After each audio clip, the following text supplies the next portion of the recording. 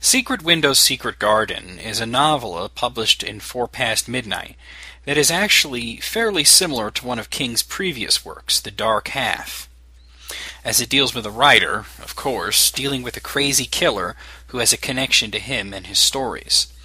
The main character, Mort Rainey, is a successful writer currently going through a divorce. He's visited by a man named John Shooter who accuses him of plagiarizing his work. The guy goes on a rampage, killing Mort's cat and anybody who tries to help him, as well as destroying the evidence that Mort did not plagiarize the story in the process. In the end, Mort realizes that John Shooter doesn't exist. He's just an aspect of his own personality, and he attempts to kill his ex-wife, though it doesn't work out for him, and he winds up getting shot to death.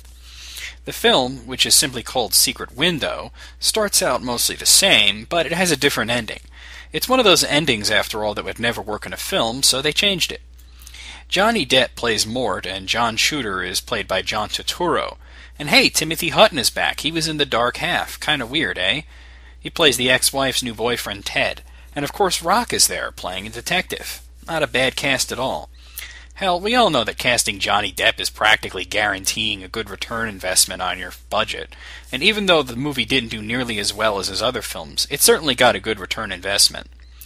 The way the movie changes is that Mort is actually successful in killing everyone that he sets out to kill, and it all ties into the story that he wrote.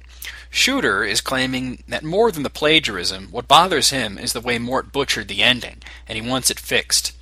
The story itself is a sort of revenge fantasy of Mort's, where the character in it kills his wife and her lover. So in a way, the John Shooter personality is attempting to get Mort to live out his revenge fantasy, and showing him how to get away with it. I also think that it's a commentary on the way the endings of Stephen King stories get changed in movies, sometimes for the better, and of course it relates to the times that King himself has also been accused of stealing stories from maniacs, like the woman who claimed that he broke into her house and stole her draft of Misery. Can you imagine Stephen King skulking around some lady's house looking to steal a manuscript? It's a pretty thought. I'm just going to give you a few seconds to think about that. See, I told you it was funny. Anyway, Secret Window has a really sinister ending, and I'm not going to tell you exactly what's insinuated because it's a fairly recent film and figuring it out is half the fun. The film seems to get pretty mixed reviews, but I think I like it more than most people did, although I admit it's nowhere near perfect. I think the problem is the way it's presented.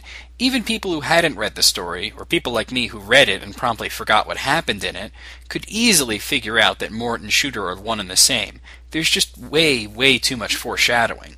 But the performances by Depp and Turturro are great, and the whole tone of the film is great. Secret Window is a good film. It's not the great sort of film that you expect from Depp, but it's decent. I give Secret Window a 7 out of a possible 10.